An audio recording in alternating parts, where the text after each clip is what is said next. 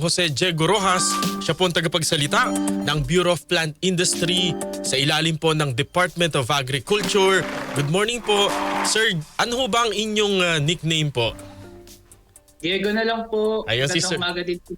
Good morning, Sir Diego. Si Sir Diego, ayan. Kasi pag-usapan ho natin yung frost, yung ANDAP sa Cordillera Administrative Region. Una po sa lahat, para lamang po dun sa mga baka po malayo kasi sa Luzon, ganyan. Ano ho ba yung ANDAP? Ano sir, bale ang ANDAP po in English, yun po yung frost, no? So, sabihin, hindi naman po siya yung tipong nagyayelo talaga yung ating mga halaman. Pero sabihin na lang po natin na, limbawa, meron po tayong gulay tapos nilagay po natin sila sa freezer, no? Kung sa po biglang naninigas at medyo may konti pong yelo, parang ganun po yung sinasabi po nating ANDAP. Opo, hindi ito snow. Baka po kasi yung iba nag-expect na parang snow, no? Snow sa Benguet. Oo. Hindi po siya snow, no? So, meron pong pagyayelo pero kakaunti lang po talaga yun at hindi po siya mako-consider as yung snow na nakakagisnan po natin. Diyan po kasi sa Benguet, sir, syempre marami pong gulay ang hina-harvest po dyan. Kabilang na yung paborito nating lettuce, saka yung mga bulaklak po dyan. Meron gaano na po ba kalawak yung pinsala po ng ANDAP o dulot po ng ANDAP sa mga pananim sa Benguet? Sa ngayon po, wala pa naman pong naiuulat na pinsala na dulot po ng ANDAP. At sa kabutihang palad po ay siguro isang dahilan na din po dito ay sanay na po ang ating mga magsasaka doon at alam na din po nila kung ano yung kailangan po nilang gawin para mabawasan po yung danyos na sanhi po ng ANDAP. So ibig sabihin po ang ANDAP po parang normal na lang siyang occurrence na pangyayari at hindi po ito nakakaapekto ng labis sa ating sektor ng agrikultura. Yes po, normal po ito. Taon-taon po siyang nangyayari tuwing buwan ng Disyembre hanggang Pebrero. At alam na po nila kung anong dapat gawin. And isa po dito is kapag nagkaroon po ng ANDAP, nagsispray ho sila ng tubig, no, para humatunaw yung yelo. And yung iba naman po, ginagawa po nila, meron po silang ibang tinatanim na gulay na hindi pong labis na naapektuhan po ng ANDAP. Hindi po ba mas okay itong ANDAP kasi or kahit pa paano malamig, ano? Kasi kumbaga parang hahaba yung buhay ng isang gulay. Well, siyempre ang kasabihan nga po parang too much of something is bad, no? Same din po sa ANDAP. Okay naman po na malamig po sa Benguet, no? Nakakabuti nga po ito sa paglaki ng halaman, lalo na po ng mga gulay.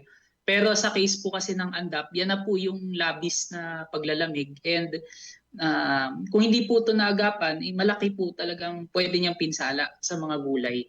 Opo, sa monitoring po ng Bureau of Plant Industry, saang mga lugar po sa Cordillera po naranasan yung ANDAP? So linawin ko lang po, no, ang nagmo-monitor po talaga dito sa pagdating sa ANDAP is yung regional office po ng DA. DA. Opo. So base naman po sa naiuulat, una pong pag-uulat ng ANDAP ay doon po sa Atok, no. Pero hindi po yung kabuuan po ng Atok. Yun lang po sa mga lugar na mataas po talaga ang elevation. Opo.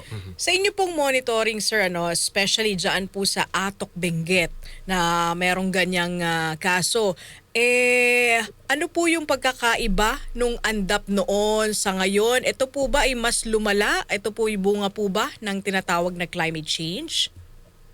Sa ngayon po, wala pa na po kaming pag-aaral or findings kung ito po ay mas matindi kumpara sa mga nakaraang taon. Pero ang masasabi ko lang po sa ngayon is wala pa naman pong naiuulat na matinding pinsala na dulot po ng ANDAP ngayong taon. At siguro po, possible din kasi na January pa lang po, possible po na bumaba pa lalo ang temperatura sa buwan ng Pebrero.